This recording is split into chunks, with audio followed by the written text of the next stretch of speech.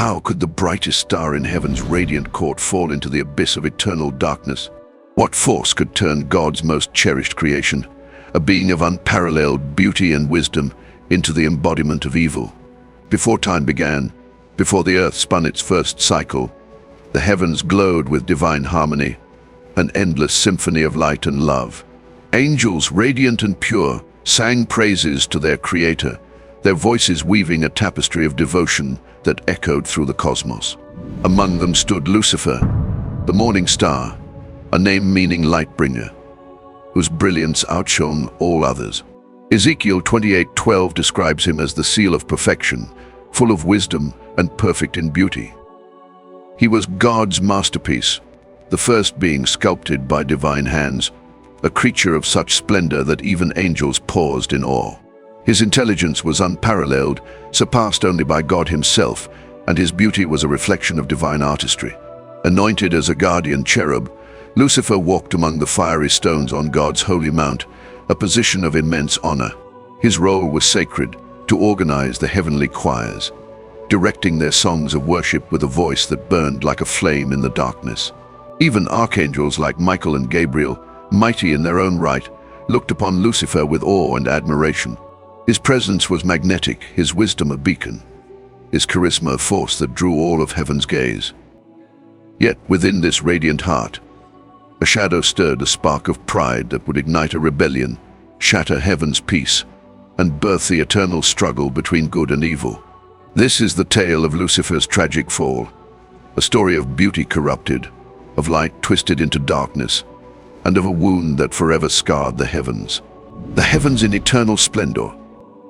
Imagine a realm where peace is not a fleeting moment, but an eternal state, where every note of praise vibrates with divine purpose.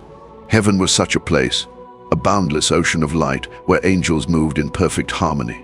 The seraphim, like living flames, burned with fervent love, their voices rising in ceaseless adoration. Holy, holy is the Lord Almighty. Below them, the cherubim stood as guardians of divine mysteries, their wings a shield against any shadow. Archangels like Michael and Gabriel, warriors of divine will, carried God's messages with courage, while angels closest to humanity watched over mortal souls with tender care. At the pinnacle of this celestial order stood Lucifer, the morning star. Ezekiel 28:14 declares, "You were anointed as a guardian cherub, for so I ordained you. You walked among the fiery stones." His beauty was not merely physical, it was a radiance that captivated hearts. His wisdom, second only to God's, wove insights that inspired awe. His voice, leading the heavenly choirs, was a melody that stirred the stars, a flame that warmed the coldest reaches of the cosmos. Angels gathered around him, drawn by his charisma, his grace a beacon in heaven's light. Even Michael, the steadfast warrior, looked upon him with admiration, whispering, "There is none like Lucifer." Yet perfection held a hidden flaw. Ezekiel 28:15 whispers a chilling truth. "You were blameless in your ways till wickedness was found in you." In the depths of Lucifer's heart, a seed of pride took root, subtle at first, like a crack in a flawless diamond. He began to gaze not at God's glory, but at his own reflection, marveling at the light that seemed to shine from within. "Why must my brilliance serve another?" he wondered in the quiet of his soul. These thoughts, fleeting at first, grew like a storm gathering on the horizon, threatening to engulf the peace of heaven. The shadow of pride. The change in Lucifer was subtle, a dimming of his inner light that only the keenest could sense. Once the first to raise his voice in praise, he grew distant, his songs faltering. His eyes, once bright with devotion, now held a flicker of restlessness. Gabriel, the messenger of God, noticed the shift and approached him one day under heaven's radiant canopy. "Brother, your light trembles," Gabriel said, his voice heavy with concern. "What weighs upon your heart?" Lucifer's smile was enigmatic, his gaze distant. "Some truths are beyond even our grasp, dear Gabriel," he replied, turning away. A chill passed through Gabriel, as if a shadow had brushed against his wings. Lucifer's duties, once a joy, became burdens. He lingered in solitude, his thoughts consumed by visions of a throne above the stars. Isaiah 14:13 captures his growing ambition. I will ascend to the heavens. I will raise my throne above the stars of God. Pride, that silent venom, seeped into his soul, turning his wisdom into a weapon of self-admiration. Ezekiel 28:17 mourns, your heart became proud on account of your beauty, and you corrupted your wisdom because of your splendor. The beauty that once reflected God's glory now became a mirror for his own desires, a flame that burned for himself alone. In heaven's gatherings, Lucifer's presence grew heavy. The angels, once united in harmony, felt a tension they could not name. He began to whisper to others, his voice soft but piercing, planting seeds of doubt. Are we not beings of light? He asked a group of cherubim, his words dripping with charm. Why should our brilliance be tethered to another's will? Some listened, their hearts swaying under his spell. Others turned away, their wings trembling with unease. The heavens, once a symphony of unity, began to hum with discord. God's loving call. God, the all-seeing creator, saw the shadow growing in his beloved creation. In a moment of sacred stillness, he summoned Lucifer to God's loving call. God, the all-seeing creator, saw the shadow growing in his beloved creation. In a moment of sacred stillness, he summoned Lucifer to his presence. My son, he said, his voice a river of love and sorrow, your thoughts wander from me. The light I gave you is my gift, not your own. Turn back, and your splendor will shine in truth. Lucifer bowed, his face serene, but within, a fire of defiance flickered. Father, have I not served you faithfully? He replied, his words smooth but tinged with rebellion. My questions seek only to understand your will. God's eyes, filled with infinite tenderness, saw the pride Lucifer could not yet confess. Beware, my son, he warned, his voice a gentle thunder. Pride blinds even the wisest. All light flows from me. Lucifer withdrew, his heart torn between loyalty and ambition. In his mercy, God delayed a great revelation that would test every angel's soul, giving Lucifer time to seek humility. Again, he called to him, his voice a beacon in the gathering dark. A trial approaches, Lucifer. Root yourself in obedience, for the storm will be fierce. Lucifer knelt, vowing fidelity. But the seed of pride whispered, am I not worthy of more? His presence. My son, he said, his voice a river of love and sorrow, your thoughts wander from me. The light I gave you is my gift, not your own. Turn back, and your splendor will shine in truth. Lucifer bowed, his face serene, but within, a fire of defiance flickered. Father, have I not served you faithfully? He replied, his words smooth but tinged with rebellion. My questions seek only to understand your will. God's eyes, filled with infinite tenderness, saw the pride Lucifer could not yet confess. Beware, my son, he warned, his voice a gentle thunder. Pride blinds even the wisest. All light flows from me. Lucifer withdrew, his heart torn between loyalty and ambition. In his mercy, God delayed a great revelation that would test every angel's soul, giving Lucifer time to seek humility. Again, he called to him, his voice a beacon in the gathering dark. A trial approaches, Lucifer. Root yourself in obedience, for the storm will be fierce. Lucifer knelt, vowing fidelity, but the seed of pride whispered, am I not worthy of more? The day of revelation could no longer be postponed. Heaven gathered in a radiant assembly, the firmament pulsing with anticipation. God's presence shone with unmatched majesty, his voice like thunder softened by love. I will create a material universe, he proclaimed, unveiling a vision of galaxies swirling in cosmic dance, stars blazing with divine fire, and a blue planet Earth teeming with life. The angels marveled, their hearts swelling with joy at the Creator's boundless creativity. Seraphim sang, cherubim bowed, and even the stars seemed to hum in reverence. But God's words deepened, piercing the heavens with a mystery beyond comprehension. On this earth I will create beings in my image, humans, of flesh and spirit. And I, the second person of the Trinity, will become one of them, taking human form as Jesus Christ. You shall worship me in this humble flesh. The angels gasped, their voices rising in awe. To see God's Son in human form, fragile yet divine, was a love so profound it shook the foundations of heaven. They fell to their knees, their songs a torrent of adoration for a creator who would humble himself for his creation. Yet one figure stood apart, his face a mask of stone. Lucifer's heart churned with rage and disbelief. The thought of bowing to a human, a creature of dust, was an affront to his pride. "Why should I, the morning star, kneel to flesh?" he seethed. Worse still, God revealed that humans would falter. Yet he would sacrifice himself for their redemption through a crucifixion, a vision of blood, and agony that tore at Lucifer's soul. "These frail beings will betray him, yet he chooses them over me," he thought, his heart a cauldron of bitterness. As the angels knelt in worship, Lucifer stood defiant, his silence a thunderclap in heaven's harmony. "No," he declared, his voice cold as the void. God's gaze met his, filled with sorrow but unyielding. "No," Lucifer repeated, his words a blade slicing through the sacred stillness. Turning to his brothers, he spoke with a charisma that chilled and captivated. "Why should we beings of light bow to a mortal form? This is not glory but humiliation. God asks us to forsake our dignity." His words, sharp as a serpent's fang, pierced the hearts of many. Is this truly God's will, or has he lost his way?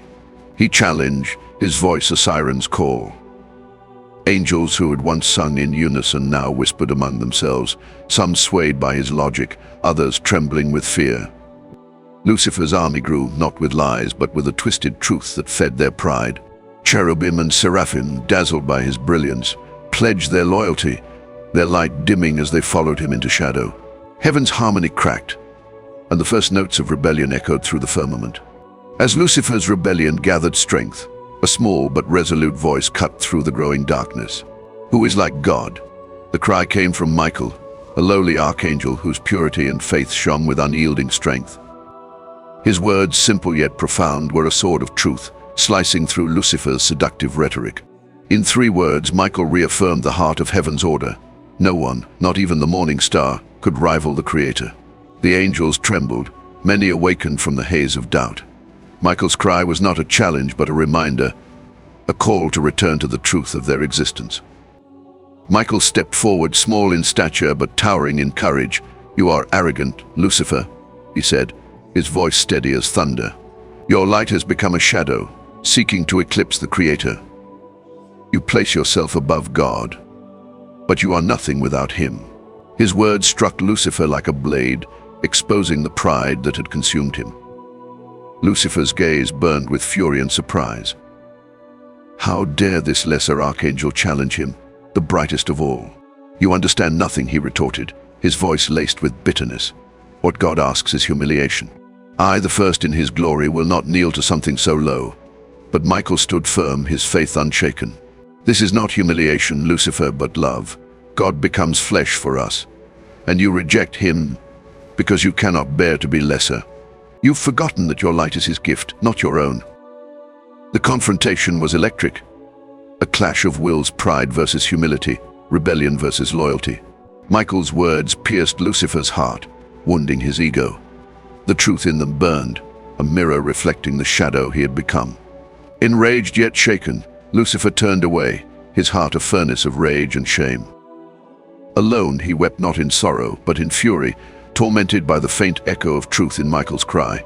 The angels watched, some rallying to Michael, others drawn deeper into Lucifer's vision. The firmament trembled, the harmony of heaven fractured by the growing divide. Michael, though small, became a beacon of faith. His cry, "Who is like God?" echoing through the heavens, awakening those who still wavered.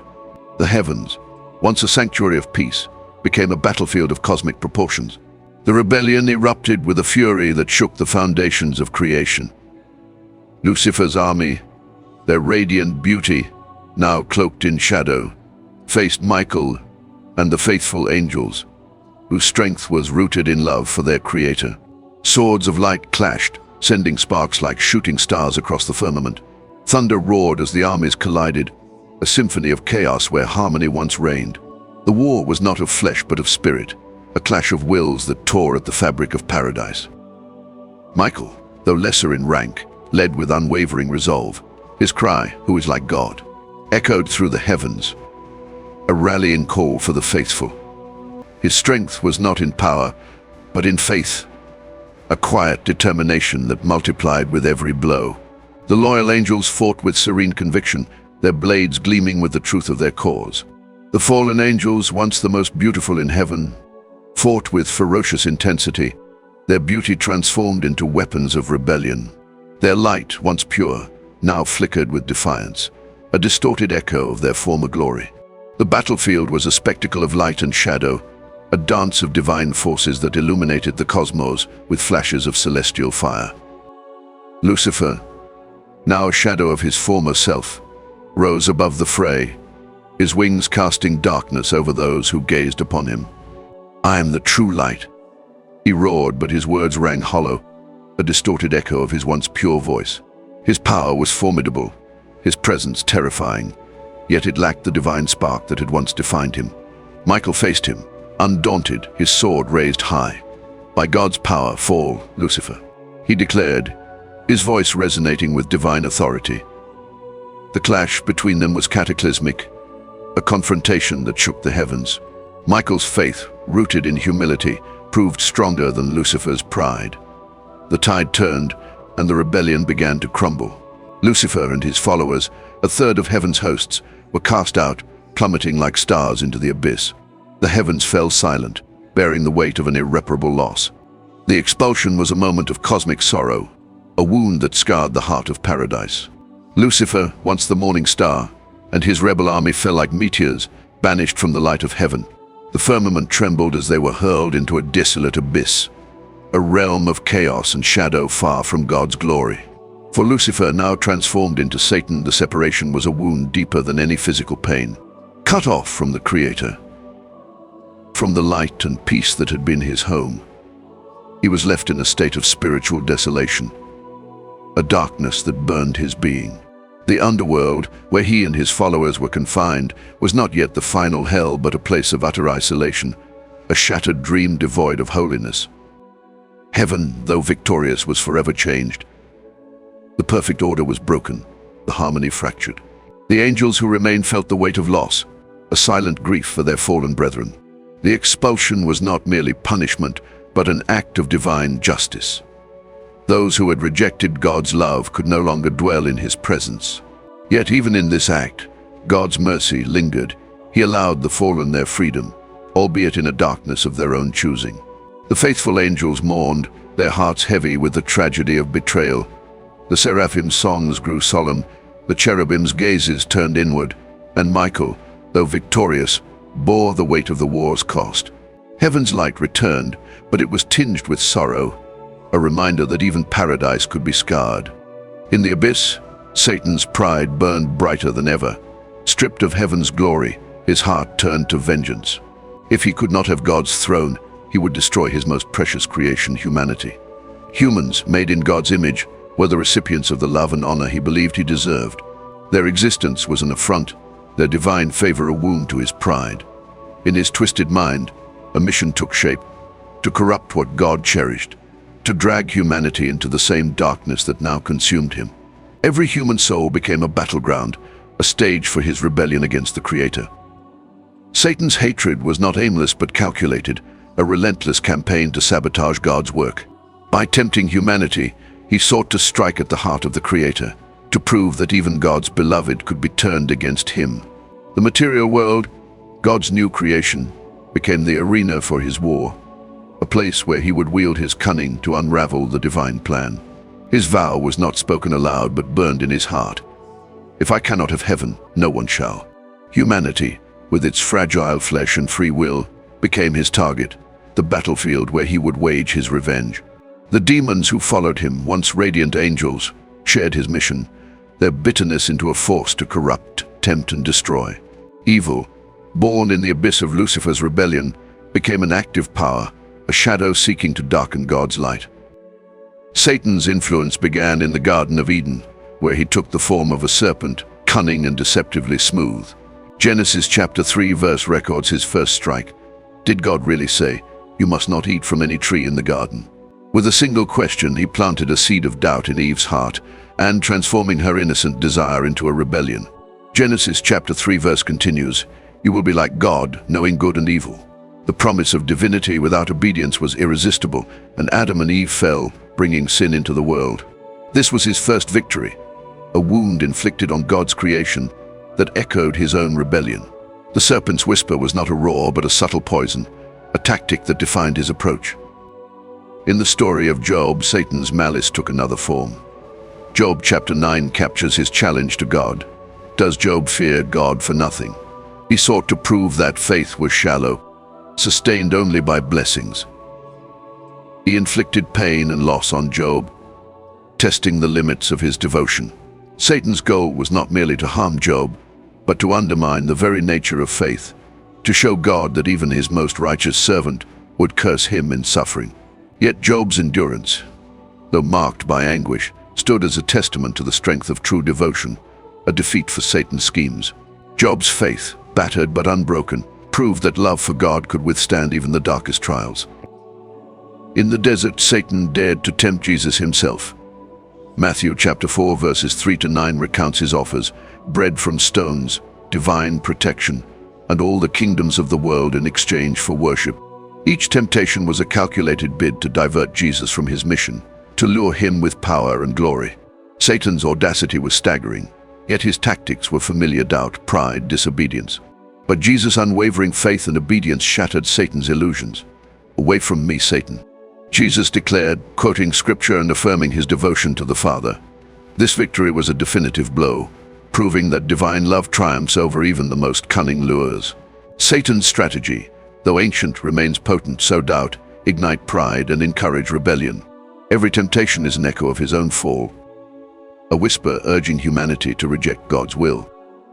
Satan's influence persists through history, a constant shadow in human life. He tempts not only through grand gestures but through subtle whispers, exploiting moments of weakness, doubt, and desire.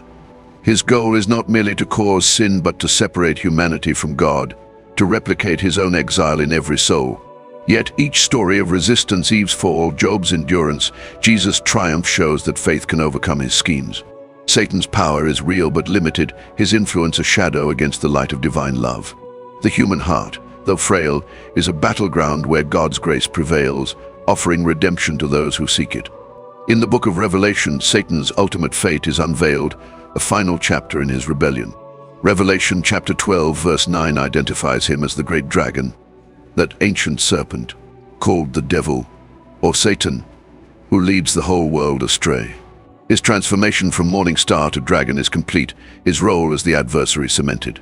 His rebellion reaches its climax as he seeks to corrupt creation until the very end. Through the beast and the false prophet, he builds a counterfeit kingdom, a twisted mockery of God's reign, aiming to usurp the worship he has always craved. This kingdom is a lie, a distortion of divine truth, designed to deceive humanity and defy God. The final battle is cataclysmic, a cosmic clash that echoes the war in heaven. Michael once again stands against Satan, leading the heavenly armies in a conflict that shakes the foundations of existence. The dragon's fury is unmatched, his power terrifying, yet it is no match for divine justice. Revelation chapter 20 verse 10 seals his doom, and the devil, who deceived them, was thrown into the lake of burning sulfur. This eternal punishment marks the end of his power, a final act of divine justice that separates him forever from God's glory.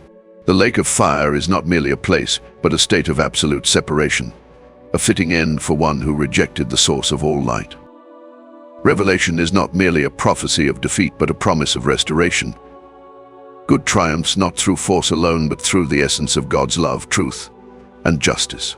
Satan's fall, from morning star to dragon, is a stark reminder that evil, though fierce, is finite. God's light is eternal, an unbreakable force that no darkness can overcome. The final battle is a testament to the Creator's sovereignty, a reassurance that his plan will prevail. Humanity, though tested, is offered redemption, a path back to the light through faith and love. Satan's defeat is not just his end, but a victory for all creation, a restoration of the harmony lost in heaven's war. Lucifer's journey from heaven's brightest star to the Prince of Darkness is a profound cautionary tale, a story etched in the fabric of creation. His pride, once a mere spark, became a fire that consumed his light, proving that even the greatest can fall when love is overshadowed by self-worship. His story warns that pride kills love, that self-exaltation leads to self-destruction. Every human heart is a battlefield where Satan's whispers linger, tempting us with doubt, pride, and rebellion. Yet, the story of his fall is also a beacon of hope. Michael's cry, "Who is like God?" echoes through the ages, a reminder that no one rivals the Creator. Good triumphs, not because it is stronger in might, but because it is rooted in the infinite love of God. The battle between light and darkness continues in every soul, but its outcome is certain. Faith, humility, and perseverance are our weapons, drawing us closer to the divine. Satan's defeat in Revelation assures us that evil's time is limited, and God's light will shine forever. As we face our own temptations, let Michael's question guide us. Who is like God? Let us hold fast to the truth that love, not pride, is the path to eternal glory. Let us seek the Creator's grace in every trial, trusting that His light will lead us home. Heavenly Father, we seek your radiant light in a world shadowed by temptation and doubt. Guide us with your boundless love, that we may walk humbly in your truth. Grant us peace in our hearts, joy in our lives, and the strength to overcome pride and despair. May your grace lead us to a life of serenity and happiness, forever anchored in your eternal glory. Fill our days with the harmony of your presence, that we may live in hope and love, reflecting your light to all. Protect us from the whispers of darkness, and lead us to the eternal peace of your kingdom. Amen.